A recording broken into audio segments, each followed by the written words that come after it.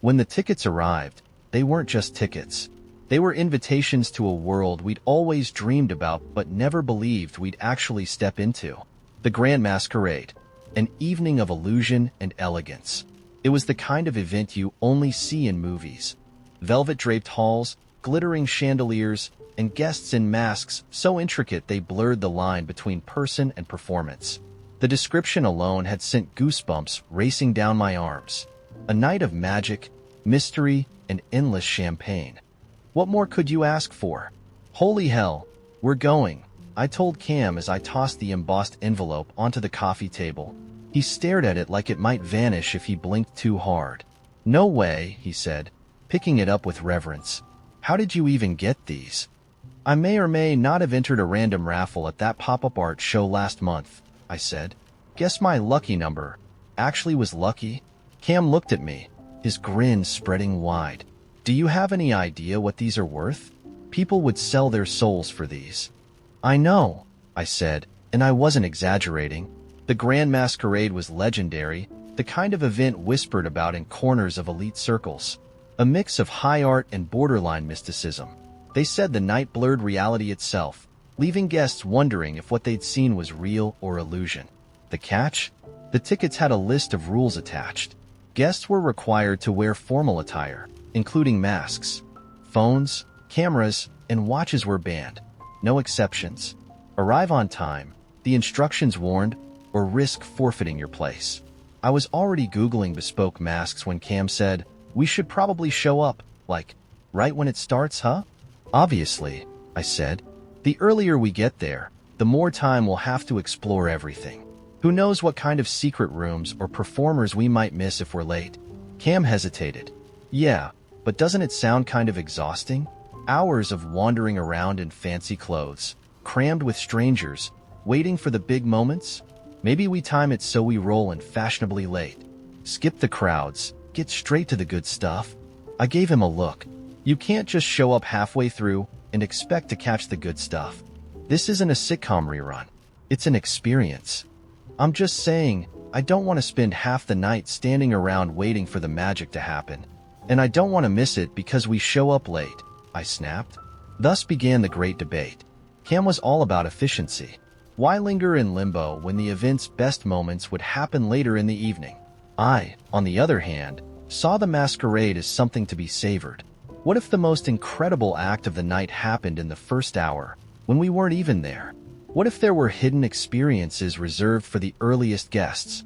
I'd heard rumors about rooms that only opened for a select few, whispers of fortunes told, or impossible objects conjured from thin air. Cam thought I was overthinking it. I thought he was missing the point entirely. The night of the event, we were still at odds. I tried to smooth things over during dinner, but Cam wasn't budging. He lounged on the couch, adjusting his bow tie with deliberate laziness, while I paced the room, fully dressed and practically vibrating with anticipation. We should leave, I said, checking the time for the 10th time in as many minutes. You don't want to be late for something like this.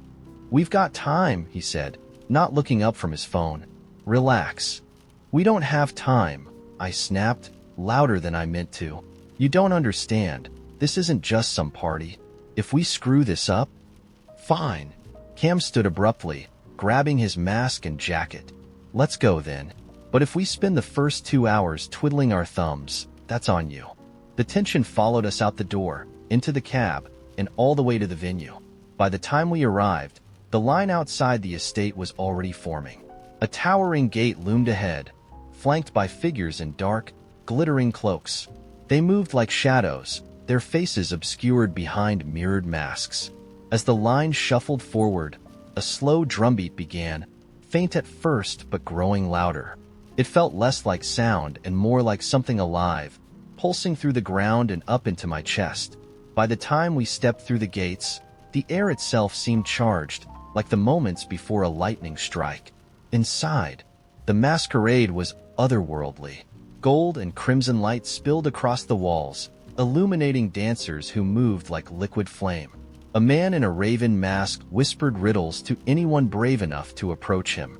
A woman in a gown made of feathers seemed to vanish into thin air, only to reappear moments later, plucking a glass of champagne from a stunned waiter's tray. I turned to Cam, ready to point out how incredible it all was. But he was gone. Panic flared briefly before I caught a glimpse of him through the crowd. He was leaning against a pillar, sipping a drink, his posture oozing nonchalance. I made my way over, dodging a man on stilts and a pair of masked acrobats performing flips in tandem. "Cam," I hissed, grabbing his arm. "Why are you just standing here? There's so much to see." "Live," he said, giving me a long-suffering look. "It's barely even started. Pacing yourself is a thing, you know? Not when there's this much happening." I gestured wildly, nearly clocking a passing waiter with my elbow. "Come on, there's a performer doing tarot readings in one of the side rooms. We have to see it before the line gets too long." Cam sighed but followed. The readings were fine, I guess, but I could tell he wasn't into it. By the third room we explored, his enthusiasm had waned entirely. Meanwhile, I was desperate to catch everything. The illusionist, the shadow puppets, the rumored secret passage hidden behind one of the curtains. But as the night wore on, something began to shift. It wasn't just Cam's mood. It was the atmosphere itself. The music became slower, deeper, more hypnotic. Guests began shedding their masks, revealing faces I didn't recognize. Or maybe I did. Wasn't that the waiter from before? Or the man on stilts? But their expressions seemed wrong. Too perfect, too still, like porcelain dolls come to life. I turned to Cam, but he wasn't next to me anymore. The room felt suddenly colder, the once inviting crimson light now more like blood. The performers moved silently now, their faces blank, their motions jerky. I tried to retrace my steps, but the hallways stretched and twisted in ways that shouldn't have been possible. Doors led back to the same rooms I just left, and laughter echoed from places that were too far away to be real. When I finally found Cam, he was standing in front of a mirror, his reflection staring back at him, but not moving. His face was pale, his hand trembling as he reached out to touch the glass. "Liv," he whispered, "I think we've stayed too long. I don't know what would have happened if we'd left earlier. I don't know if it would have been better or worse. All I know is, the invitation didn't say what time the event would end. And neither do I. AITA?" When Uncle Jeff called, my first instinct was to let it go to voicemail. He'd always been the family's lovable wild card, part conspiracy theorist, part wannabe inventor, and 100% exhausting. But something about the way he said, "I need your help, kiddo," made me pick up. He sounded older, wearier, and for the first time ever, serious. "I'm in a bit of a situation," he began, the hum of static on the line like an ominous soundtrack. "I had to leave my place. It's a long story, but I'm in between, arrangements. In between arrangements." That was Jeff speak for, I got evicted. I hadn't seen him in years, not since the infamous Thanksgiving when he tried to deep fry a turkey in my parents' driveway and nearly set the garage on fire. But he was family, and family helps, right? "Sure," I said, with the hesitance of someone agreeing to host a tornado. "A couple of weeks, though. I don't have a lot of space." "You're a gem," he said, his voice brightening. "Just wait till you see what I've been working on." He arrived that evening in a beat-up van that looked like it had survived multiple apocalypses. It was packed to the ceiling with what could only be described as junk. Old monitors, wires, PVC pipes, and a suitcase that seemed to be held together with duct tape and hope. He was wearing a Hawaiian shirt, cargo shorts, and sandals, an outfit that screamed vacation despite his dire circumstances. "This is just temporary," he assured me, unloading what looked like a homemade antenna. "But while I'm here, I might as well make myself useful. I've got some prototypes I've been dying to test." "Prototypes for what?" I asked, eyeing the antenna like it might explode. You'll see. Cutting-edge stuff," he said, winking. I should have been alarmed, but Uncle Jeff had a way of making the absurd seem almost endearing. Almost. The first few days were manageable. He slept on my couch, made endless cups of tea, and spent hours tinkering with his inventions, which involved a lot of soldering and muttering about frequencies. My apartment began to resemble a mad scientist's lab, but at least he kept to himself. Then came the incident with the toaster. I walked into the kitchen one morning to find it disassembled, its wires tangled with what looked like parts of an old VCR. Toast 2.0, he explained, holding up a charred piece of bread. The future of breakfast. You destroyed my toaster, I pointed out. Improved, he corrected, grinning. It's now voice-activated. Kinda. The word echoed in my mind as I stared at the smoking remains of what used to be a functioning appliance. Things escalated from there. One evening, I came home to find Jeff on the roof, attaching what looked like a satellite dish to the chimney. "What are you doing?" I yelled up at him. "Boosting the Wi-Fi," he shouted back, as if this was a perfectly normal thing to do without asking. Later that night, the entire neighborhood's internet went down. Jeff swore it wasn't his fault, though he did admit his signal amplifier might have been a tad too powerful. I spent the next morning apologizing to my neighbors while Jeff tinkered with his latest creation. Self-heating mug that exploded halfway through testing. The final straw came 2 weeks in. I woke up to a loud hum and the smell of ozone. Jeff had turned my living room into a command center, complete with blinking lights, a buzzing generator, and what appeared to be a drone hovering ominously near the ceiling.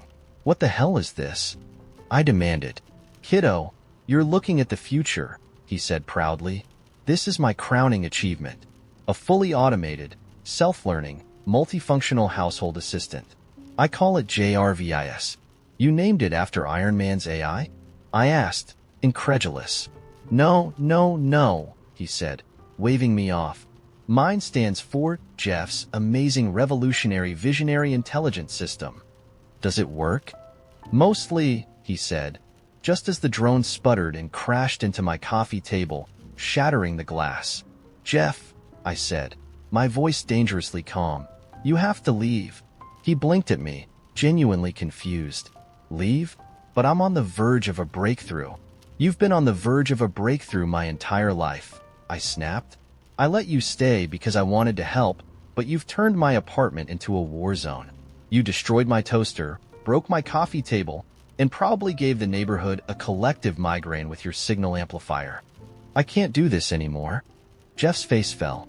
"I didn't realize you felt this way," he said quietly. For a moment, I almost felt guilty. Almost. "I'll pack my stuff," he said, looking around at the chaos he'd created. "But you're gonna regret it when I finally get JRVIS working." The next morning, he was gone. So was my spare power strip, 3 rolls of duct tape, and my good scissors. Weeks later, I saw a post on Facebook. Jeff standing next to a vaguely familiar contraption with the caption, "The world isn't ready for my genius, but it will be. #innovation. Or at least that's what Grandma swore it was. I got the call late one evening, her voice calm, her words anything but. "There's a frog in my tub," she announced, "and it's wearing a little vest." I paused, unsure if this was a new chapter in Grandma's long history of practical jokes or something more serious. "A vest?" "Yes, Jess, a vest. What am I supposed to do about it?" After driving across town in my pajamas, flashlight in hand, I found no frog, vested or otherwise. Just Grandma sitting on the edge of her bed, arms crossed, looking equal parts irritated and bemused. "It was there," she insisted. "I'm not crazy." "No one said you're crazy," I lied. "Maybe it hopped away." It wasn't a frog, of course. The next week, it was a boy in the garden, digging for treasure. The week after, she called me at 3 a.m., convinced her oven was plotting to set the house on fire. Grandma had always been sharp as a tack, but now her world was full of strange visitors and wild conspiracies. When I told my sister, Elena, she waved it off. "It's just age. She's bored. You know how Grandma likes to spice things up." "Spicing things up doesn't usually involve accusing household appliances of attempted murder," I said. But Elena was unmoved. "She's fine. You're overreacting." Elena lived 2 states away in a loft apartment she bragged about incessantly on Instagram. I lived 20 minutes from Grandma in a 2-bedroom rental that smelled faintly of cat litter no matter how often I cleaned it. So, guess who got the bulk of the grandma duty? It came to a head the night I found her trying to light a candle with her toaster. "Matches are too risky," she said as I yanked the cord out of the wall. Grandma, I began, my voice shaking. This isn't safe. You need help. Real help. Her face twisted with betrayal. I don't need help. What I need is for you to stop treating me like a child. You almost set your kitchen on fire. I shouted, my frustration bubbling over. This isn't about treating you like a child. It's about keeping you alive. She glared at me, tears glistening in her eyes, and I immediately felt like the worst person on the planet. When I called Elena to explain, she sighed dramatically, the way only an older sibling can. You're blowing this out of proportion, she said. Grandma's just eccentric. Eccentric doesn't explain why she thinks frogs wear vests, I snapped. Maybe they do, Elena said, and I nearly threw my phone across the room. Look, Jess, you're there, so figure it out. I can't just uproot my life. And there it was. She couldn't uproot her life, so I was expected to dismantle mine. I started researching care options. Assisted living was out. Grandma would rather live with the frogs. In-home care seemed like the best compromise, but when I brought it up, she flat out refused. I'm not letting some stranger into my house, she said, her voice like steel. Elena, of course, sided with her. Grandma's right, she said when I called to vent. Family should take care of family. Why are you so eager to dump this on someone else? Because I can't do this alone. I snapped. And you're no help from your trendy loft.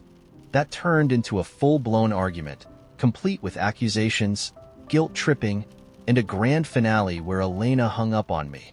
For a while, I tried to manage on my own. I went to Grandma's house every day, helping her cook, clean, and navigate her increasingly strange reality. I stopped dating, cut back my hours at work, and started forgetting what it felt like to have free time. I told myself it was worth it, that I was doing the right thing. But I was exhausted, and the cracks were starting to show. One afternoon, I walked into the house to find Grandma sitting in the living room, holding her favorite ceramic frog figurine. She looked up at me, her eyes wide and glassy. Jess, she whispered, it's happening again. The frog's talking to me. I sank onto the couch beside her, my head in my hands. Grandma, I said, my voice thick with exhaustion, I don't know how to help you. She put the figurine down and placed her hand on mine. You're helping, she said softly. You're here.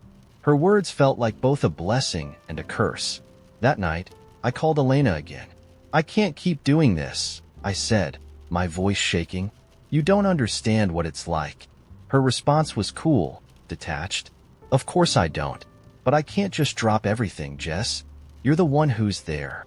I hung up before I said something unforgivable. Eventually, I hired a part-time caregiver, even though it meant dipping into my savings.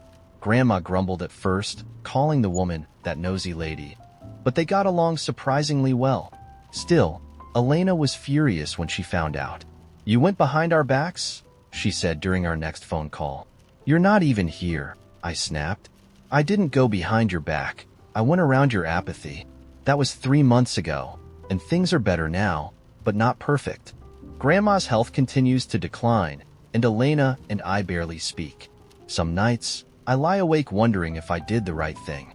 Should I have tried harder to convince Grandma? Should I have fought more with Elena? Should I have found some way to do it all myself? When Nora suggested we write a children's book together, I couldn't say no. We'd been best friends since college, bonded over our shared love of ridiculous puns and terrible cartoons, and the idea of creating something quirky and fun sounded perfect. We joked for years about co-authoring the next Where the Wild Things Are, but this time she was serious. We'll split it, she said over coffee. I'll handle the story. You're the artsy one, so you can do the illustrations. We'll be unstoppable. I should have known better. Nora has this way of pitching ideas like she's selling dreams. It's part of what makes her so likable and so maddening. She's the type who once convinced me to take a road trip to find inspiration. For a blog we never actually started, but this time felt different. She even set up a Google Doc and titled it, The Adventures of Blobby the Blobfish. Our main character was a socially awkward blobfish who lived in the deep sea, dreamed of being a jellyfish, and accidentally stumbled into an underwater talent show.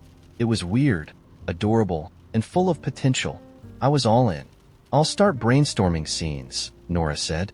You can sketch out some character designs. Give me a week, and I'll have the first draft ready. She sounded confident, so I trusted her.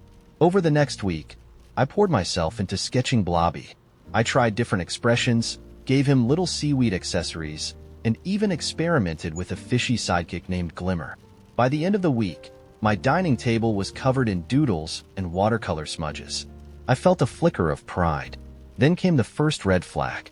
When I texted Nora asking how the draft was coming, she replied, "OMG, I've been so busy, but I have so many ideas. We'll get there." Okay, fine. Writers need time to percolate. I let it slide. Another week passed, and my pile of Blobby sketches grew.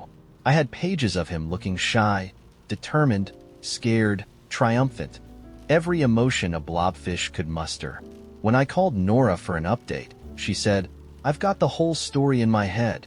Just need to get it down. You know how it is." I didn't, actually, but I nodded along, trying to stay optimistic. By week 3, my patience was wearing thin. I'd gone ahead and drafted a potential title page, plus rough sketches for the first 3 spreads. When I showed them to Nora, she clapped her hands and said, "Oh my God, these are perfect. You're amazing." "Thanks," I said, trying not to sound bitter. "So, when can I expect the draft?" She grinned. "Soon, I promise. I'm just stuck on Blobby's arc, you know? Like, what's his journey?" I was too annoyed to reply. The whole premise was her idea. By week 4, I gave up waiting and drafted a rough outline myself. It wasn't Pulitzer material, but it had a beginning, middle, and end. Blobby enters the talent show to prove himself, flops, literally, then wins the crowd over with his unique blobfish blobbiness. Simple, heartfelt, and enough for a children's book. When I showed it to Nora, she was thrilled. "This is great. You totally get Blobby's vibe." "I get his vibe because I've been the only one thinking about him," I muttered. She didn't even flinch. "Well, now that we have the outline, it'll be so much easier. I'll finesse it. You focus on the art. This is such a dream team." I wanted to scream. Over the next month, I continued refining Blobby's world. I painted coral reefs, crafted a color palette, and even storyboarded the talent show scene. Meanwhile, Nora kept promising to finesse the draft but never actually sent me anything. She'd text me photos of herself at brunch or complain about how stressful her week was, but every time I brought up the book, she'd say, "It's coming. Don't stress." Finally, one Sunday afternoon, I cornered her at her apartment. "Look," I said, spreading my sketches across her coffee table. "This is where I'm at. I've practically finished the illustrations, but I can't move forward without a finalized story. Are you even still interested in this?" She blinked at me, like I just asked if the sky was blue. "Of course I'm interested. This is our thing." "It doesn't feel like our thing," I said, my voice sharp. "It feels like my thing. You haven't written a single word." "That's not true," she protested. "I have so many notes." "Then show me the notes, Nora. Literally anything. A sentence. A word." She fidgeted, looking guilty. "Okay, so maybe I've been a little stuck, but you're so good at this. I thought you'd, help fill in the gaps." "Fill in the gaps?" I laughed, but it wasn't a happy sound. "I've done everything except staple the pages together. What exactly are you contributing here?" She looked genuinely hurt. "I came up with the idea." "That's it. You came up with the idea and then disappeared.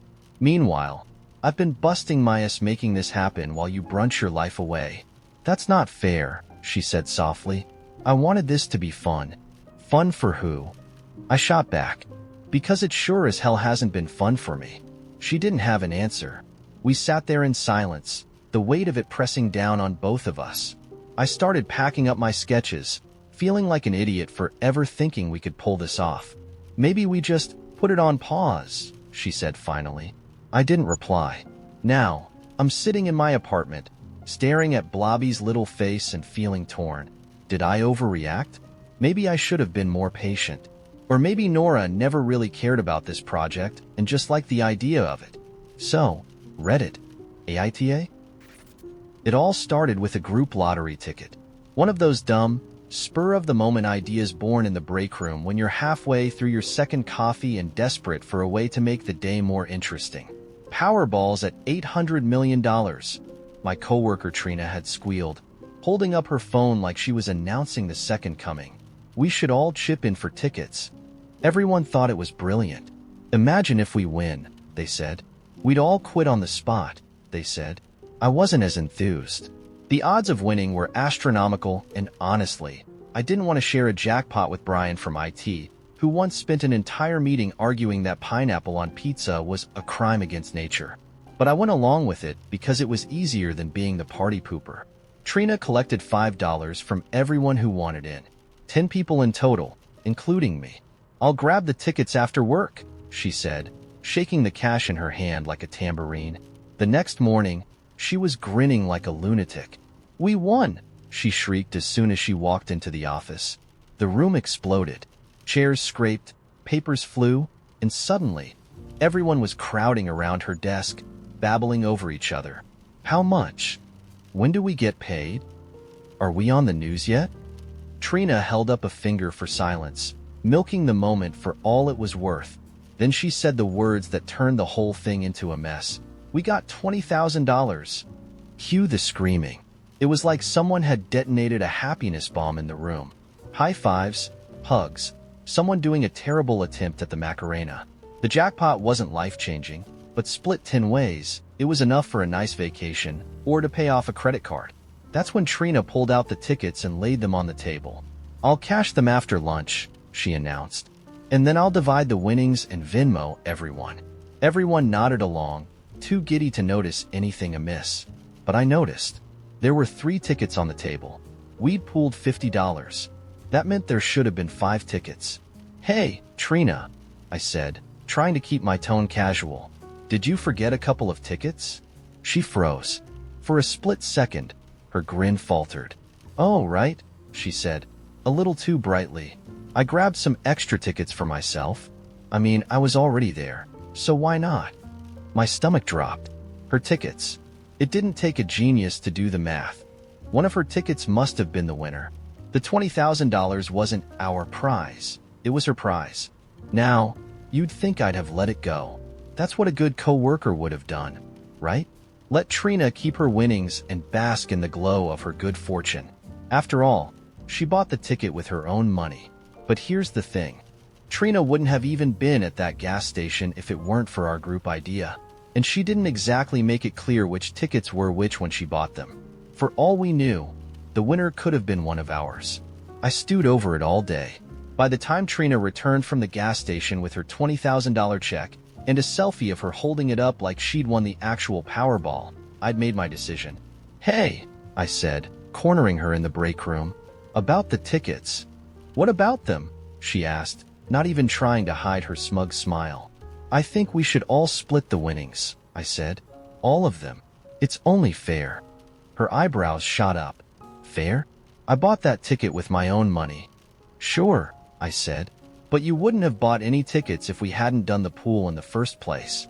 And you didn't separate the group tickets from your personal ones, so how do we even know which ticket won? Her smile vanished. Seriously? You're accusing me of what? Stealing? I'm saying it's suspicious, I shot back. And if it were one of us holding the winning ticket, you'd be demanding a cut, too. By now, we'd drawn an audience. Brian was lurking by the coffee machine, pretending to refill his mug, while Lisa and a couple of others peeked over the cubicle walls like prairie dogs. Trina's face turned bright red. Fine, she snapped. If you all want to be greedy about it, we'll split the $20,000. Cue more screaming. Suddenly, I was the office hero. Everyone patted me on the back, saying I'd done the right thing. Trina sulked for the rest of the day, glaring at me like I'd personally robbed her. But hey, I figured justice had been served. Until this morning, I woke up to a text from Trina. You're unbelievable. Attached was a screenshot of her bank account, showing that she transferred $2,000 to each of us, including me. But here's the kicker. She included a note saying, "Hope you choke on it." I thought it was over, but then she dropped a bomb in the group chat. FYI, I'm keeping the extra $1,500 I spent organizing this whole thing. Gas time. Stress? You're welcome. I laughed out loud. Stress? All she did was buy tickets and bring them to work. And let's not even talk about the gas excuse. She lives 2 blocks from the gas station. I decided not to respond, but Lisa and Brian weren't so tactful. Within minutes, the chat devolved into a full-blown argument about who deserved what. Now the whole office is divided. Half the group thinks I was right to call Trina out. The other half thinks I was petty and should have let her keep her winnings. Trina hasn't spoken to me directly since the split, but she's been extra loud at her desk, saying things like, "Some people just can't handle other people's success." Meanwhile, I'm sitting here, staring at my $2,000 and wondering, did I do the right thing? Or did I ruin Trina's moment over what was essentially a technicality? When I told my wife I wanted to quit my job and open a bookstore, she didn't say anything for a full 30 seconds. Her fork hovered halfway to her mouth. A piece of roasted asparagus hanging on like it, too, was stunned into silence. "You want to what?" Rachel finally asked, lowering the fork to her plate without taking a bite. "Open a bookstore," I said again, and this time I tried to sound more confident. "Like an actual, physical, brick-and-mortar bookstore." She blinked at me, her expression unreadable. "Evan, you've never even mentioned wanting to open a bookstore. You're a financial analyst." "Was a financial analyst," I corrected, "and I've been thinking about it for a while. I hesitated, trying to find the words that would make sense of the swirl in my head. I don't want to spend my whole life staring at spreadsheets. I want to do something that matters. Something that makes me happy." Her brow furrowed, the way it always did when she was trying to piece together something that didn't quite add up. "And you think running a bookstore is the answer?"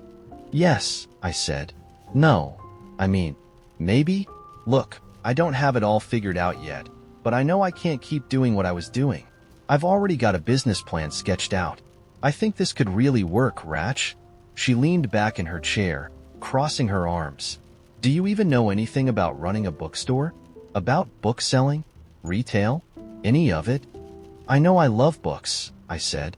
"I know I want to create a space where people can connect, where kids can discover stories they'll carry with them for the rest of their lives. Isn't that enough to start with?" She didn't answer right away. Instead, she reached for her wine glass and took a long sip, her gaze fixed on the table. "Evan," she said finally, her voice steady but tinged with something I couldn't quite place, "we just bought this house. We're still paying off your student loans. We've been talking about starting a family, and now you want to gamble everything on a bookstore?" "It's not a gamble," I said quickly. "I've run the numbers." "Of course you've run the numbers," she interrupted, a flicker of sarcasm breaking through. "That's what you do.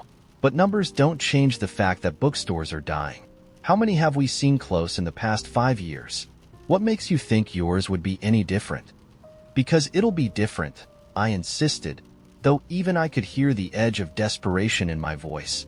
"It'll be a place people want to go, not just to buy books but to what?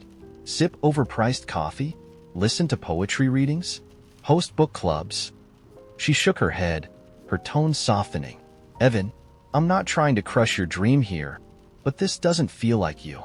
You're not the impulsive type. What's really going on?" Her question hit harder than I expected. I looked down at my hands, my fingers curling and uncurling as if they were trying to grasp something invisible. What was really going on? "I don't know," I admitted, my voice barely above a whisper.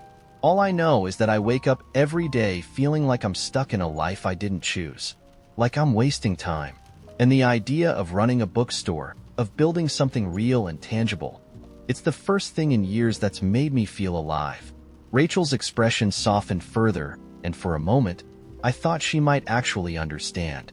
But then she shook her head again. "I get that you're unhappy, Evan. I really do. But this isn't just about you. This is about us. About the life we've been building together. You can't just blow it up because you're chasing some romanticized idea of what will make you happy." "It's not romanticized," I said, though I could hear the doubt creeping into my own voice. "I'm not blowing anything up. I'm just trying to find a way to be myself in the life we're building." "And what happens if it doesn't work?" she asked.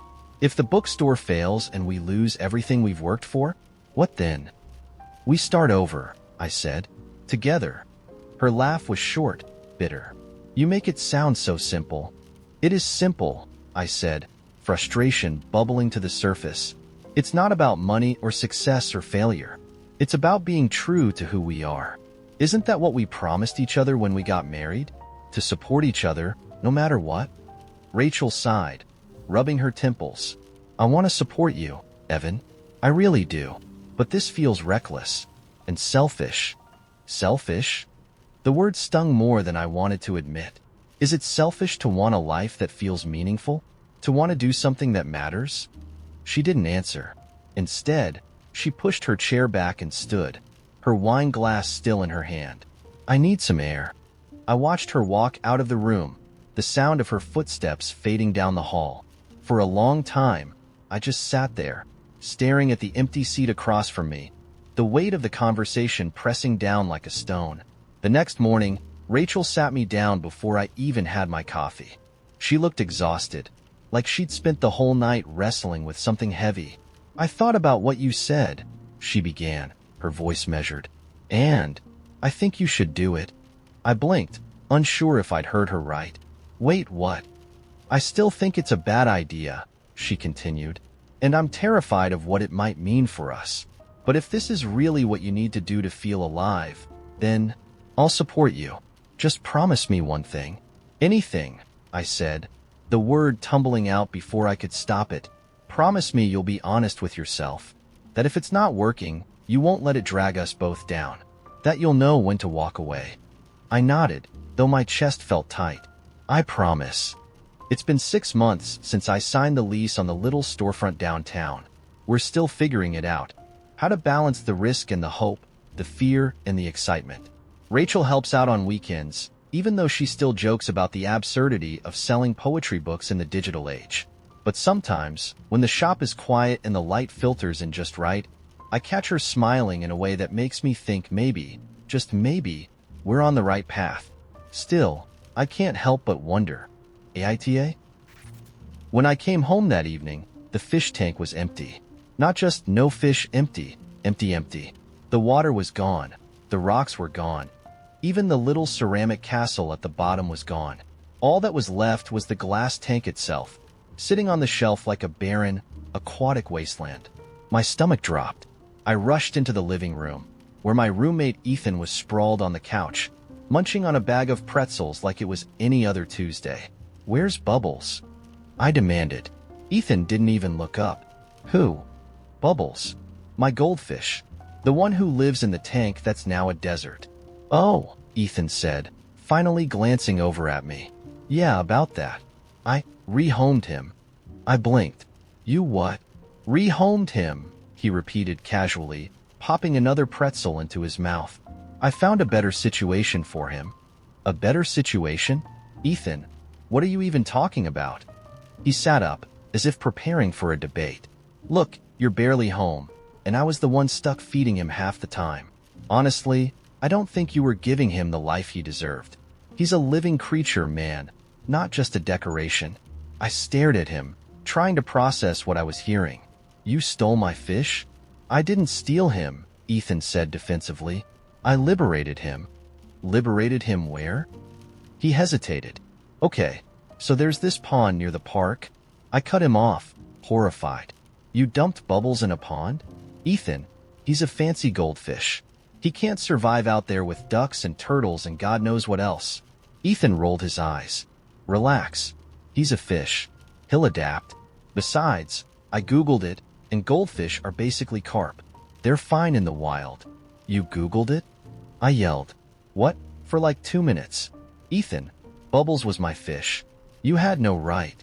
He groaned, leaning back into the couch like I was the unreasonable one. You're overreacting. You didn't even care about him that much. Half the time, his tank was filthy, because you kept feeding him too much when I wasn't home. I shot back. I told you, goldfish don't need that much food. Ethan shrugged. Whatever. The point is, I gave him a chance at a better life. He's probably thriving out there. I was shaking with rage. Ethan, he was fine here. He had a filter, clean water, and food. He didn't need liberation.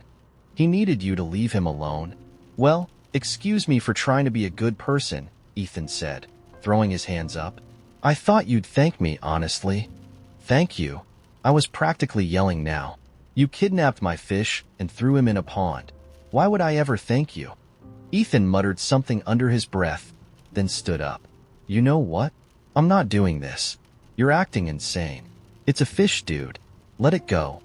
And with that, he grabbed his bag of pretzels and disappeared into his room, slamming the door behind him. I stood there in the silent apartment, staring at the empty shelf where Bubbles' tank used to be. A fish. Just a fish. That's what he'd said. But it wasn't just about Bubbles. It was about the principle. Ethan had no right to make that decision. No right to decide what was best for my pet. The next morning, I marched to the park and found the pond Ethan had mentioned. I spent an hour crouched by the water, calling Bubbles' name like an idiot. The ducks stared at me like I'd lost my mind. I didn't see him. Of course I didn't. When I got back, Ethan was in the kitchen, making eggs like nothing had happened. I slammed the door to get his attention. He didn't even flinch. You're paying for a new tank, I said flatly. And you're buying me a new fish? He looked at me, fork halfway to his mouth. Seriously? Dude, it's just... Don't say it, I warned, my voice low. We stood there in tense silence for a moment. Finally, he sighed. Fine, whatever. I'll Venmo you or something. I didn't reply. I just walked into my room, slammed the door, and started Googling goldfish breeders. I didn't want another fish. I wanted my fish back. But thanks to Ethan, that wasn't an option anymore. So now the apartment feels emptier than ever, and I can't look at Ethan without wanting to wring his neck. He still thinks he's the hero of this story, and I'm the villain for hoarding Bubbles in a tank. But I can't shake the feeling that I'm the one who failed him, leaving him vulnerable to someone else's stupidity. Reddit. AITA? The train didn't stop for long. Just enough time to shuffle its passengers on and off before vanishing into the thick fog that hung over the countryside like a heavy curtain. No one knew who ran it or how its timetable worked. It appeared when it wanted, where it wanted, and left when it felt like leaving. They called it the Midnight Veil, though it rarely arrived exactly at midnight, and it had no fixed routes. Tonight, it rumbled into a forgotten station on the edge of a town that had fallen off maps decades ago. Evie stood on the platform, her breath misting in the cold air, and clutched the ticket she hadn't purchased but had found waiting on her nightstand earlier that evening. The paper was yellowed and delicate, stamped with ornate letters that simply read, "Admit one." She had no idea who had left it or why, but the weight of the thing in her hand had felt undeniable. She had been dreaming of trains for weeks now. Long, winding dreams filled with impossible landscapes and voices that whispered promises she couldn't quite understand. When she found the ticket, she knew she'd have to go. She had always been the kind of person who followed a mystery, even if it led her somewhere dark. The conductor didn't ask for her name as she boarded, didn't even seem to notice her at first. He was tall and thin, his uniform pressed and spotless, and his face wrong. His features were stretched slightly, as though someone had drawn him on paper and then pulled the edges. His voice, when he spoke, was deep and resonant, but it didn't match the movement of his lips. "All aboard," he said, waving her inside with a flourish that felt more like a warning than an invitation. The interior of the train was both luxurious and strange, like something from a dream half-remembered. Velvet seats lined the walls, and the air smelled faintly of lavender and old wood. The lighting came from no visible source but bathed everything in a soft golden glow. As she moved down the aisle, Evie saw that the other passengers were not like her. Some were dressed in strange, outdated clothing, ruffled collars and powdered wigs, while others wore outfits that looked like they belonged to no era at all, shimmering fabrics that shifted colors with every step. No one made eye contact. No one spoke. She found an empty seat by the window and sat, clutching her ticket like it might disappear if she let go. The window showed nothing but blackness streaked with faint lines of light that looked almost like stars. The train shuddered to life, and her stomach lurched as it began to move. The first hour passed in silence. No one seemed to notice her, though she felt their eyes on her whenever she looked away. She tried to distract herself by watching the window, but the darkness outside refused to give her any answers. Then, As if summoned by her unease, the passenger sitting across the aisle leaned toward her. "First time?" he asked, his voice low and gravelly. She nodded. He smiled faintly, though it didn't reach his eyes. He was older, with a face weathered like driftwood and a suit that looked far too new for him. "They like the first-timers," he said. "Who?" Evie asked, her voice barely more than a whisper. He didn't answer, just turned back to his own window, his reflection flickering in the glass like a candle in the wind. The train stopped again. This time, no one boarded. The air grew colder, and Evie noticed frost creeping along the edges of the window pane. The conductor moved silently through the car, his movements impossibly fluid, and handed a woman in a feathered hat an envelope. She opened it without hesitation, and Evie caught a glimpse of what looked like a name scrawled inside before the woman nodded and rose from her seat. She disappeared into the next car, and the door closed behind her with a sound like a sigh. "Where is she going?" Evie asked, but the old man across the aisle just shook his head. The train moved again, faster this time, the scenery outside shifting rapidly. Shadows of trees, then cliffs, then vast oceans of sand flashed by, none of it making sense. Evie's stomach churned, but she couldn't look away. The other passengers grew restless, their movements sharp and jittery, like insects trapped in jars. Another stop. This time, the conductor handed an envelope to a man in a dark coat. He hesitated before opening it, his face pale and drawn. When he finally stood, Evie noticed he left his bag behind, as if he wouldn't need it anymore. The train began to move again, and Evie couldn't keep the question from spilling out of her. "What's in the envelopes?" The old man didn't look at her this time. "Your name," he said simply. Evie's blood ran cold. She sat back, her hands trembling, and clutched her ticket tighter. The train's pace quickened, the lights flickering slightly as if the air itself was growing thinner. She realized, with a sinking feeling, that the car was emptier now. Some passengers had vanished without her noticing, their seats cold and untouched. The conductor appeared again, his face stretched in that strange, unsettling way, and walked directly to her. He held out an envelope, his fingers impossibly long, the paper crisp and unyielding. Evie stared at it. Her name was scrawled across the front in the same looping handwriting as the ticket. "What happens if I don't open it?" she asked, her voice cracking. The conductor's smile widened, but his eyes remained empty. "No one has ever refused," he said, his tone both reassuring and threatening. Her fingers moved on their own, tearing the envelope open. Inside was a single sheet of paper, blank except for a question. "What did you leave behind?" The words burned themselves into her mind, and suddenly she was no longer on the train. She was standing in her childhood home, in the kitchen where her mother used to hum while washing dishes. The air smelled of cinnamon and regret. Her younger self sat at the table, scribbling in a notebook, while her mother spoke sharply in the background. "Dreams don't pay the bills, Evie. Practicality does." The scene shifted, and she was older now, standing outside an art studio she'd never entered. She could see her reflection in the glass, tired and beaten down, as she walked away from it without ever looking back. Again, the world changed, and she was in a hospital room, holding the hand of someone she loved but had failed. She couldn't see their face, but the weight of their absence pressed against her chest like a stone. The train jolted, and she was back in her seat, gasping for air. The paper in her hand was blank, the question gone, but the weight of it remained. The conductor nodded, satisfied, and moved on. The old man across the aisle finally looked at her again. His eyes were softer now, though filled with the kind of pain that never fully fades. "Did you answer it?" he asked. Evie shook her head, tears streaming silently down her face. "You will," he said. "One way or another, we all do."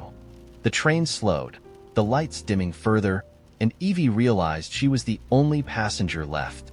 She didn't need to be told that this was her stop. When the doors opened, she stepped out into a world she didn't recognize, the train disappearing behind her in a whisper of steam. The path ahead was unclear, but she knew, deep down, that she couldn't go back, and somehow that was okay. It wasn't that I didn't care. It's just that I didn't want to go to Steve's funeral for the ducks. That's not an exaggeration, by the way. That's what he called it. A backyard memorial service. For the ducks that used to waddle around his pond before some raccoons broke through the fence and, well, nature did what nature does. Steve had owned the ducks for years, even gave them names like Ophelia, Sir Quacksalot, and Cheese Puff, and while I could appreciate that he was grieving, the whole thing felt ridiculous. I mean, a duck funeral? Steve was 35. We weren't kids in a Pixar movie. When he called to invite me, he sounded fragile, like he was barely holding it together. "You'll come, right?" he said, his voice catching. "I need all the people I care about to be there." "I'll try," I said, non-committal, because, well, I already had plans. Not plans I told anyone about, definitely not Steve, but plans that mattered to me. See, there was this underground escape room tournament happening downtown. A secret invite-only event for hardcore enthusiasts like me. I'd been prepping for weeks, brushing up on ciphers, studying obscure riddles, even practicing lockpicking in my free time. The grand prize? A 5-figure payout and an engraved key that marked you as part of an elite club. It was nerdy as hell, sure, but it was my thing. A rush like no other. The problem was, the tournament fell on the same day as the duck funeral. The night before, I found myself texting Steve, still figuring out my schedule tomorrow, but I'll do my best to swing by. It was vague enough that I felt covered. Steve replied almost immediately, "Thanks. It'd mean the world to me. Ceremony's at 2. We're serving duck-shaped cookies after." Duck cookies. I rolled my eyes and muted the thread.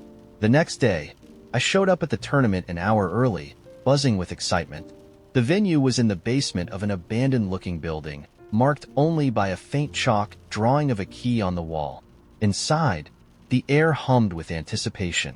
There were about 20 other competitors, most of them as intense as me, pacing and whispering strategies to their teammates. I'd signed up solo, banking on my knack for puzzles to carry me through. The first challenge was brutal. A simulated jail cell with 3 locks, each requiring a different type of solution. A number puzzle, a hidden key, and a physical mechanism you had to dismantle. My heart raced as I worked through it, my hands steady despite the pressure. When I cracked the final lock and burst out of the cell, the rush was indescribable. I felt invincible. Then I checked my phone. It was 2:37. The duck funeral had started. A pang of guilt hit me, but it quickly dissolved when the next round was announced. The puzzles were getting harder, the competition fiercer. I told myself I'd text Steve after the tournament, maybe send flowers or something. He'd understand, or at least, he'd get over it. By the time I reached the final round, there were only 3 of us left. The room was a labyrinth of lasers, pressure plates, and coded clues. My brain was on fire, piecing everything together with a precision I didn't know I had.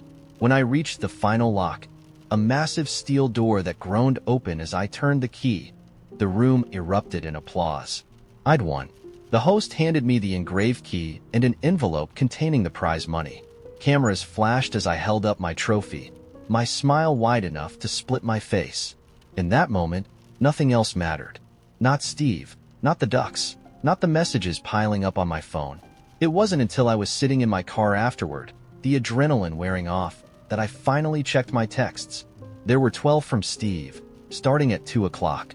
"Hey, are you coming? We're starting soon. I saved you a seat." Then later, "Guess not." The last one was at 3:15. "I don't know why I thought you'd show up. Don't worry about it." I sat there, staring at the screen, the weight of his disappointment pressing down on me. I thought about calling him but didn't know what to say. "Sorry, I skipped your duck funeral to win an escape room tournament," didn't exactly scream sincerity.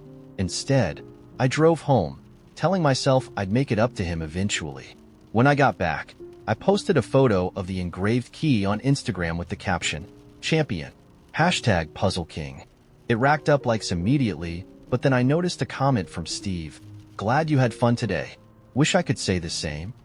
That stung more than I expected. Since then, Steve hasn't answered my calls. A mutual friend told me he's taking some space, which feels dramatic, but whatever. I know I probably should have gone to the funeral, but it's not like I could have done anything to bring the ducks back. Plus, it's not every day you win a tournament like this. So, was I selfish? Or just practical? The package arrived on a Wednesday, unmarked except for Hazel's name, scrawled in an elegant, looping script across the top. She found it on her doorstep when she came home from work, balanced precariously against the chipped frame of her apartment door. No return address, no postage stamp, just her name. She stared at it for a long moment before picking it up. It was heavier than it looked, wrapped in plain brown paper that crinkled under her fingers. For someone who rarely received mail, much less packages, it was both intriguing and unnerving.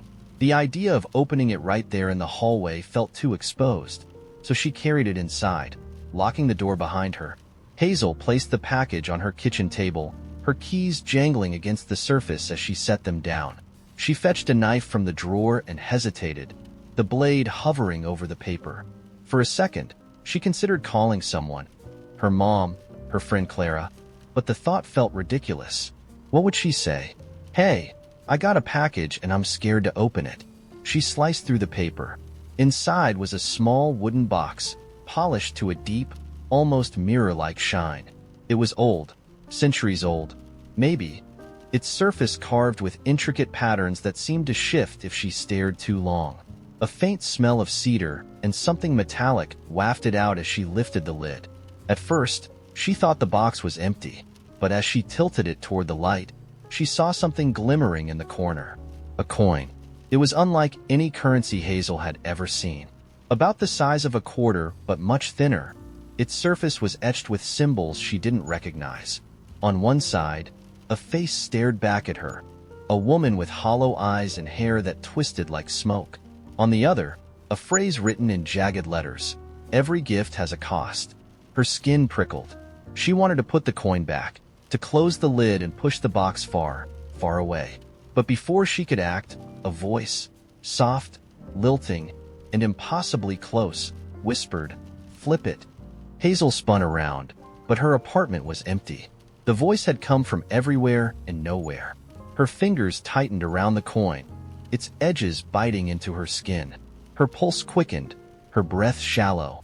"Flip it," the voice urged again, softer this time, almost pleading. "No," she said aloud, though her voice shook. "I'm not doing this." But as if the coin had a will of its own, her thumb brushed its edge, and before she could stop herself, she flicked it into the air. It spun, catching the dim light of the room in flashes, and when it landed on the table, Hazel's world shifted. The first thing she noticed was the silence. Not the normal quiet of her apartment, with its faint hum of the fridge or the distant murmur of traffic. This was an unnatural stillness, as though the world had taken a deep breath and forgotten how to exhale. Then came the shadow. It slithered out from under the table, a formless mass that grew and stretched, its edges curling like smoke. Hazel stumbled back, her heart hammering. The shadow rose, shaping itself into something almost human. Its head tilted, as if studying her, though it had no eyes. "You've made your choice," it said, its voice a low rumble that vibrated through her chest. "I didn't," Hazel began, but the shadow cut her off. "All choices have consequences," it said, and before she could move, it lunged. The impact never came. Instead, the world blinked. Hazel found herself standing in the middle of a bustling market, the air thick with the scents of spices and roasted meat. The sky was a deep shade of violet, with two suns hanging low on the horizon. People, or at least, creatures resembling people, milled about, their features ranging from slightly unusual to completely alien. A woman with skin like polished stone sold glowing fruit from a stall. A child with antlers chased a floating orb that giggled when it dodged him. "What, where?" Hazel stammered, spinning in place. "You are here," the shadow's voice echoed in her mind, though it was nowhere to be seen. "The coin has spoken." "What does that mean?" she shouted, but no one paid her any attention. "Where am I?" "A world that hungers," the voice said, fading into a low chuckle. "You must feed it." Before Hazel could demand an explanation, she noticed something strange. The coin was still in her hand, but it felt heavier now. She looked down and nearly dropped it. The face of the woman on the coin was gone. In its place was Hazel's own reflection, her hollow eyes staring back at her. "No," she whispered. No, no, no. Her surroundings shimmered, the market twisting and warping like paint swirling in water. When it settled, Hazel was back in her apartment, the box and coin gone. Everything looked the same, but she couldn't shake the feeling that something had followed her back. For weeks, Hazel felt it, an unseen presence that watched her, waited for her. Every shadow seemed to stretch toward her. Every corner of her apartment felt alive. And then, one day, the package reappeared on her doorstep. This time, her name wasn't the only thing written on it. Below the looping script were 4 words that made her stomach drop. The debt is due. It wasn't the screaming that made me say something. It was the whispering. My cousin Rachel's baby, Ava, had a set of lungs that could wake the dead. I swear, the first time I met her, she shrieked so loud I almost dropped my coffee. But that was normal, right? Babies cried. Babies screamed. Babies made you wonder if noise-canceling headphones came in adult sizes. But Ava also whispered. It started about 3 months after Rachel moved in with me. She'd just gotten out of a messy breakup, and I offered her my spare bedroom while she got back on her feet. She was grateful, and I figured it wouldn't be too bad. Sure, babies were loud, but I liked Rachel. We got along. I could handle it. The first time I heard it, I thought it was the wind. It was late, and I'd just turned off my TV when I heard a faint, breathy sound drifting down the hall. I froze, cocking my head. Ma, ma. I crept to my bedroom door, the hairs on my arms standing up. It wasn't crying, and it wasn't cooing. It was soft, deliberate. Ma, ma, why? I yanked open the door and nearly gave myself a heart attack when I saw Rachel standing there in her robe. She was holding Ava, who was wide awake and staring straight at me with those unervingly focused baby eyes. Sorry, Rachel whispered. She couldn't sleep. Did she just? I started. But Rachel shook her head. Babies make weird noises. Don't overthink it. I wanted to argue, but Rachel looked exhausted, and I felt ridiculous. So I nodded and went back to bed, chalking it up to my imagination. Except it happened again, and again. Ava whispered at night. Not just baby babble, but words. Sometimes single ones, cold, dark, hungry. Other times, sentences that made no sense. The door doesn't shut, or it's too small here. Every time I brought it up, Rachel brushed me off. She's learning to talk, she'd say. It's normal. I didn't push it until one night, when I heard something that made my stomach flip. I was in the kitchen, pouring myself a glass of water, when I heard Ava over the baby monitor Rachel had left on the counter. Her voice was so faint I had to lean in to hear it clearly. She's watching. I froze, gripping the counter. She doesn't like you. My heart thundered in my chest. I stared at the monitor, half expecting Ava to crawl out of her crib like something from a horror movie. Instead, I heard Rachel's voice crackle through. "Sure, baby, it's okay," she murmured. I took the monitor and practically sprinted to Rachel's room. She was sitting in the rocking chair, Ava nestled against her shoulder. "What the hell is going on?" I hissed. Rachel blinked at me, confused. "What are you talking about?" I heard her. She's talking. Like, full-on sentences. She said someone's watching. Rachel sighed, brushing a hand over Ava's curls. "You're being dramatic. Babies pick up sounds and mimic them. She's not saying anything meaningful." "Meaningful?" I snapped. "Rachel, that's not normal. I think something's wrong with her." Rachel's face darkened, her eyes narrowing. "Don't you dare say that about my daughter." "I'm not trying to be mean," I said, struggling to keep my voice calm. "But this isn't just weird, it's creepy. And you keep brushing it off like it's nothing." "Because it is nothing," Rachel said, standing up. "You don't know what it's like to be a mom, okay? Babies are weird. They make noises. They say random stuff. You're acting like she's possessed or something." "I'm not saying she's possessed," I said, though honestly, I wasn't far from thinking it. "I just think you should talk to a doctor. Or a specialist. Someone who can tell us if this is normal." "She's fine," Rachel snapped, her voice sharp enough to cut. "And I don't need you making me feel like a bad mom just because you don't understand babies." "That's not what I'm trying to do," I said, my frustration bubbling over. "I'm trying to help you, Rachel." I'm trying to make sure she's okay. But if you don't want to listen, then fine. Ignore me. Pretend everything's normal. But don't come crying to me when something goes wrong. Rachel's jaw clenched, and for a moment, I thought she was going to yell. But instead, she walked past me, her face a mask of cold anger. "We're leaving in the morning," she said over her shoulder. "Rachel, don't," she said, her voice trembling. "Just don't." And that was that. She packed up her things and left the next day. I haven't seen or heard from her in months. Sometimes I wonder if I should have kept my mouth shut, let her handle it however she saw fit. But then I remember the whispers, the way Ava's voice didn't sound like a baby's, but like something older. Did I overstep? Maybe. But part of me still believes I was right to say something. Because even now, when the house is silent and I'm alone, I swear I can still hear her voice in the back of my mind. She's watching. So, AITA? The family squad. Dad, big news everyone. Aunt Sharon's birthday party is Saturday. 75 years. We're throwing her a surprise bash at the house. Potluck style. Everyone pitch in. I stared at the message, torn between the urge to mute the chat and the morbid curiosity of seeing how this train wreck would unfold. Sure enough, within minutes, the chat was a flurry of messages assigning responsibilities. "Mom, I'll handle the decorations. Can't wait." "Okay." "Mark, I'll grab some chips or something." "Dad, how about something cooked, Mark?" "Cousin Lisa, I'll do a dessert tray." Smiley face. "Maddie, can you make your famous lasagna?" Ah, there it was. My cue. I didn't reply right away, instead tossing my phone onto the couch like it had personally insulted me. Here's the thing. I've made that lasagna for every family gathering for the past 6 years. Every wedding shower, funeral reception, birthday, and just because, dinner.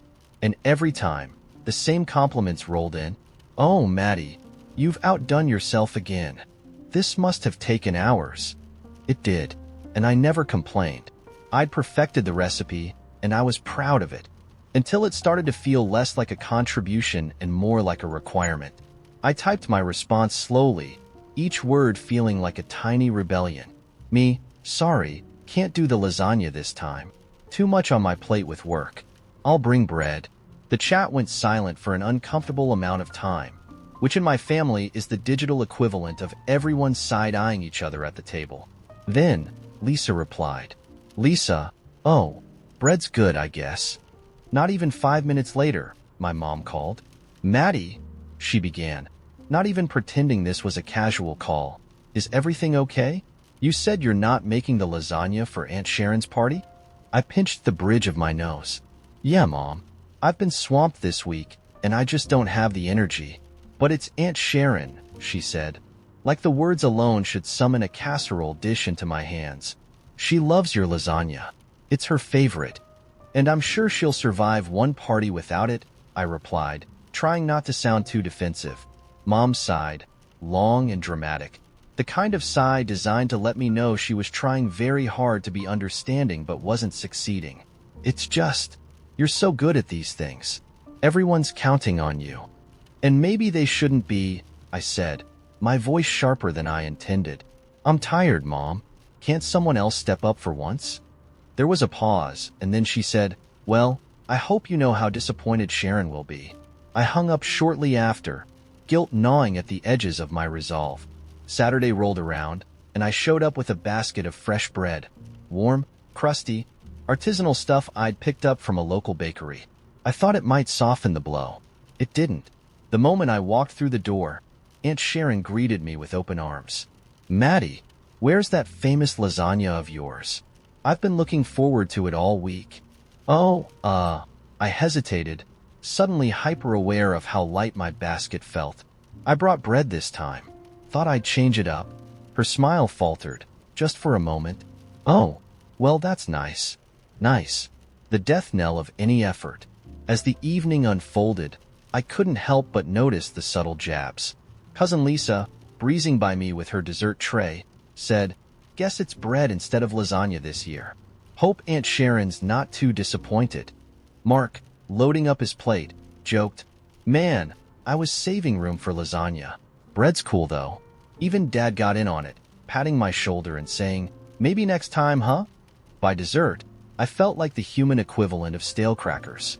They weren't outright mean, but the weight of their expectations, or lack of forgiveness for not meeting them, pressed down on me like an overcooked noodle. I finally escaped to the kitchen to get some air, only to find Mom wiping down the counters.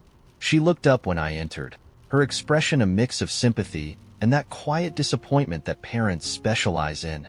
"I think people were just surprised," she said. "Surprised by what?" I asked, exasperated. That I didn't spend hours in the kitchen for them this time? That I dared to bring bread instead of bending over backwards? "Maddie, no one's saying you're unappreciated," Mom began, but I cut her off. "That's exactly what they're saying," I said, my voice rising despite myself. "They've come to expect it. Every time, without fail. Do you know how exhausting that is? To feel like I have to show up perfectly, or it's not good enough." She didn't respond right away, just stared at me with that same quiet sympathy that somehow made me angrier. Finally, she said, "Maybe it's not about perfection. Maybe it's about love." Love. There it was. The unassailable argument. If I really loved my family, I'd just suck it up and make the lasagna. I took a deep breath, trying to steady myself. I do love this family, but I also love myself. And I can't keep being the only one who gives everything without expecting anyone else to step up. If that makes me selfish, then fine. I'll be selfish. Mom didn't say anything after that. Just went back to wiping the counters, her silence somehow louder than words. I left the party early, feeling drained and, honestly, a little angry. Not just at them, but at myself for letting it get to this point. For years, I'd trained them to see me as the dependable one, the fixer, the provider of perfect lasagna. Changing that narrative now felt like trying to turn a freight train. When I got home, my phone buzzed with a message from Lisa. "Lisa, I think everyone missed the lasagna tonight. You okay?" I stared at the screen for a long moment before typing back. "Me, I'm fine. Hope everyone enjoyed the bread." And that's the truth. I'm fine, I think. But am I? AITA? The freeway is not where love stories are supposed to happen. It's loud, chaotic, and smells like asphalt and frustration. But Annie? She could make magic out of traffic jams. That's what I told myself later when the guilt set in. The kind of guilt that makes you replay moments over and over, wondering how you missed the point so badly. It started with a brake check.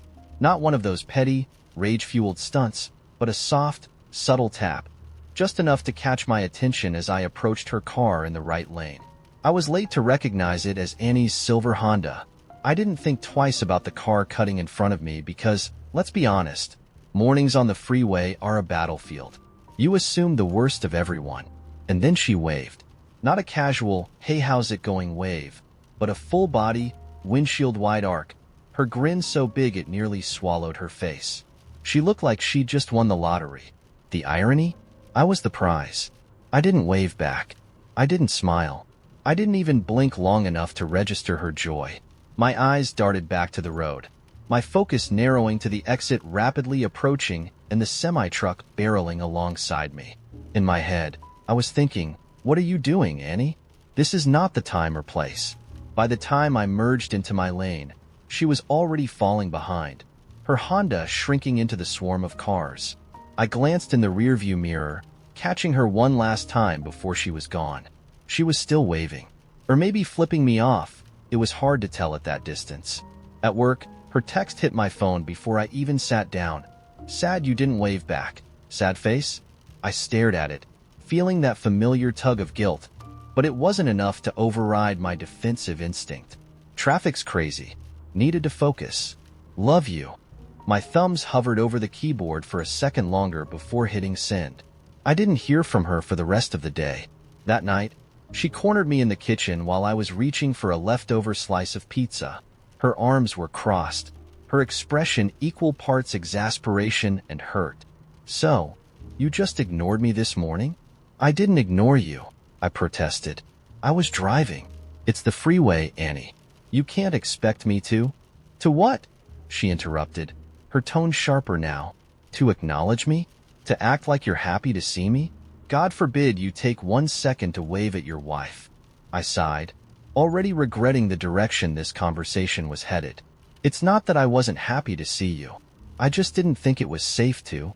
Oh, so now I'm a reckless driver, she snapped, her eyes narrowing. You were the one weaving lanes like you were auditioning for Fast and Furious.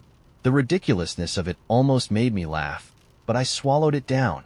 Annie, I wasn't mad at you, okay? I was just caught off guard.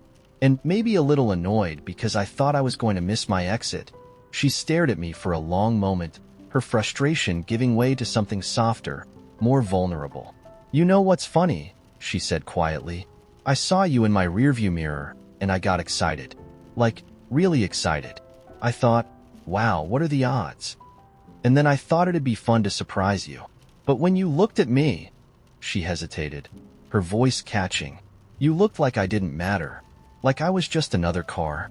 The words hit harder than I expected. I wanted to argue, to tell her she was wrong, that I'd been distracted, that it wasn't about her. But deep down, I knew none of that would matter. Because in that moment, she wasn't asking for excuses. She was asking for me to see her. I'm sorry, I said finally, my voice quieter now. You're right. I should have waved. Or smiled. Or something. I just wasn't thinking. Her shoulders relaxed a little, but the hurt didn't completely fade. It's not about the wave, she said. It's about feeling like you're happy to see me, even when it's unexpected. Especially when it's unexpected. I nodded, letting her words sink in. Annie had always been like that. Finding joy in the unplanned, the accidental, the mundane. And me? I'd gotten so caught up in the routine of life that I'd forgotten how to appreciate it. The next morning, I left for work with a plan. I drove a little slower, took a different route, and scanned every car that passed me like a man on a mission. By the time I spotted her Honda merging onto the freeway, my heart was racing like I was about to pull off a heist. I sped up, pulling alongside her, and honked 3 times. Annie looked over, startled at first, but when she saw me, her expression shifted to one of pure delight. I waved so big I nearly sprained my wrist, grinning like a fool as I rolled down my window. Hey, stranger, I shouted over the roar of traffic. Annie rolled her eyes but couldn't hide her smile. Took you long enough, she called back. We drove side by side for a few blissful minutes, honking and waving like kids on a school bus. When my exit finally came, I honked one last time, her laughter still ringing in my ears as I pulled away. For the rest of the day, I couldn't stop smiling. It wasn't just about the wave or the honk. It was about showing up, about seeing her, really seeing her, even in the chaos of the morning commute. Because love isn't just about grand gestures and anniversary dinners. Sometimes it's about a wave on the freeway, and sometimes that's more than enough. The morning began with a crow on the windowsill. Not the usual birds that flitted and chirped outside my apartment. This one was massive, its feathers glossy as spilled oil and its eyes dark as polished stones. It didn't caw. It just watched, head tilting slightly, like it knew something I didn't. Mark laughed when I told him about it. You're just stressed, he said, grinning around his coffee mug. Big day coming up. Crows are just birds, babe, not omens. I wanted to believe him, so I nodded and kissed him goodbye as he left for work. But the crow stayed all day, silent and still, as though glued to the sill. By evening, it was gone, but the uneasy feeling it left behind wasn't. 2 days before the wedding, a package arrived. It was wrapped in thick brown paper, tied with a string so knotted it took me 10 minutes to untangle. Mark thought it was a last-minute gift from someone who didn't understand how registries worked. But when I opened it, there was no card, no name. Only a black box that felt unnervingly cold in my hands. Inside, nestled on a bed of crushed velvet, was a mirror. Not a normal mirror. Its surface was dark, like it had been carved from a single piece of onyx, yet when I looked into it, my reflection stared back perfectly, except for one small detail. I wasn't wearing my engagement ring. My hand was bare, pale against the endless black. I told myself it was a trick of the light, a flaw in the glass. I tucked the mirror back into its box and shoved it into the back of my closet. I didn't mention it to Mark. He was already worried enough about my stress. And the last thing I needed was another conversation about letting go of superstition. But that night, I dreamed of the mirror. In the dream, my reflection stood behind me, smiling too wide, with teeth that didn't feel like my own. The next day, the crow returned. It perched on the mailbox as Mark and I went over the final checklist for the wedding.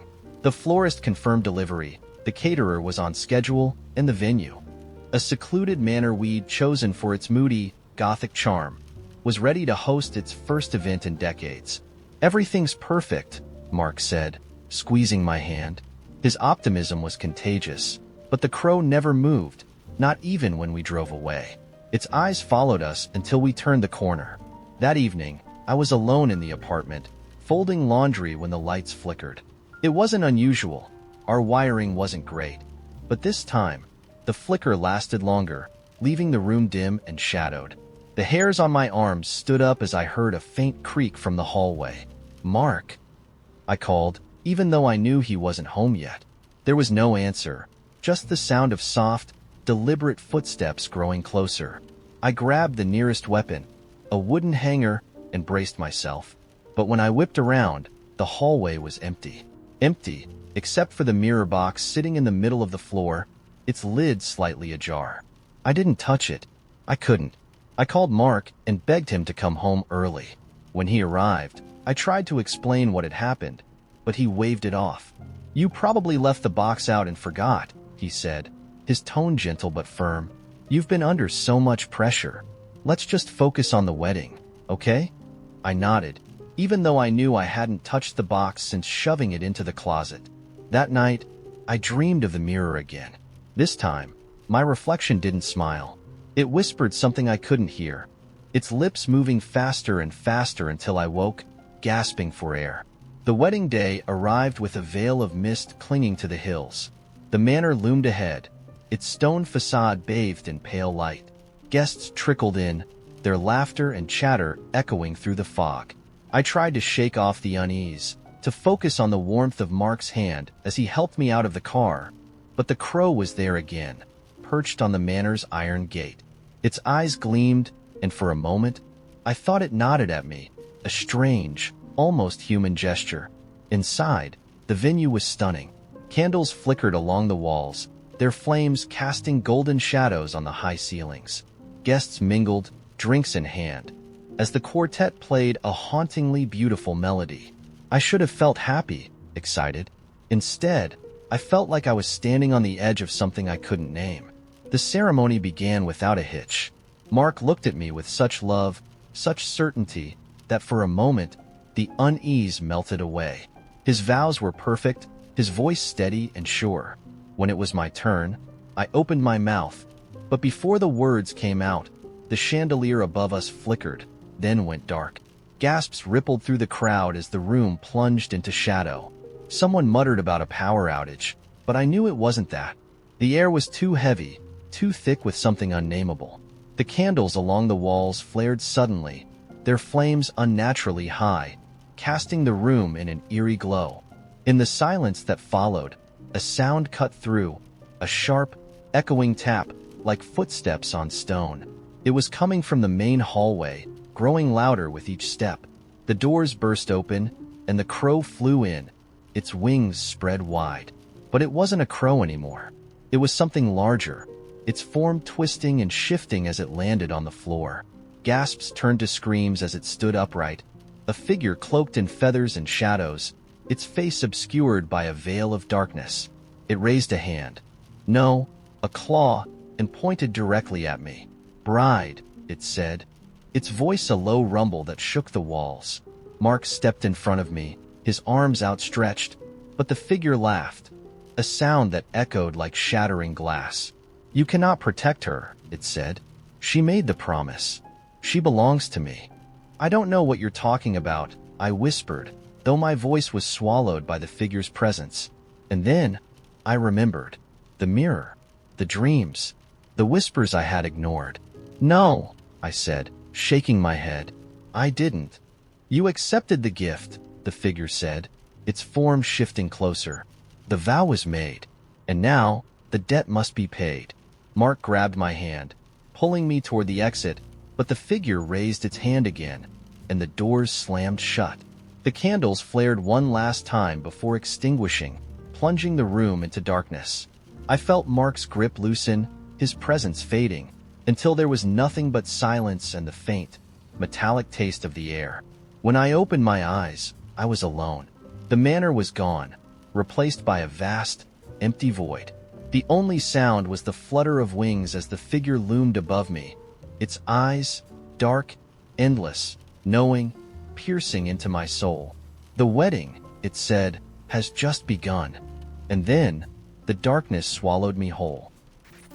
The clock above the bar read 11:11 when she walked in, which felt so pointed it could have been a cliché. But clichés exist for a reason. She moved like a cat who knew all eyes were on her, even if she didn't acknowledge them. Or maybe she just didn't care. Either way, her entrance shifted the atmosphere, like someone had turned the dial on the world just slightly out of tune. I'd been nursing a whiskey at the far end of the bar, debating whether to call it a night or order one more. The bartender had already given me the look, the one that said, "You're 2 drinks away from sad, pal." But I wasn't ready to leave. Not yet. So I watched her instead. She wasn't beautiful in the way people usually mean. There was something sharper about her, an edge you could cut yourself on if you weren't careful. Her black leather jacket looked like it had seen things. Better days, worse nights, and her boots were scuffed. The kind of scuffs that told stories you'd never hear. But her eyes? Her eyes were something else entirely. They weren't a color so much as a challenge, as if daring the world to bore her. She slid onto a stool, her back to me, and tapped her fingers against the bar. The bartender approached, clearly interested, but playing it cool. She leaned in, whispered something, and he disappeared into the back, leaving her alone. That was when she turned her head, just enough for me to catch the edge of her smirk. "Nice night for existential drinking," she said, her voice carrying across the empty space between us. I raised my glass in a mock toast. "Is there another kind?" She laughed, a short, sharp sound that felt like it could have been a warning. "Touché." Before I could decide whether to retreat or engage, the bartender returned, sliding a small black box onto the counter in front of her. She opened it carefully, her movements deliberate, and for a moment, I thought she was inspecting jewelry. Then I caught a glimpse of the contents. A set of old keys, tarnished and oddly shaped, like they belonged to doors that no longer existed. "Are you an antique collector, or are those the keys to Narnia?" I asked, unable to help myself.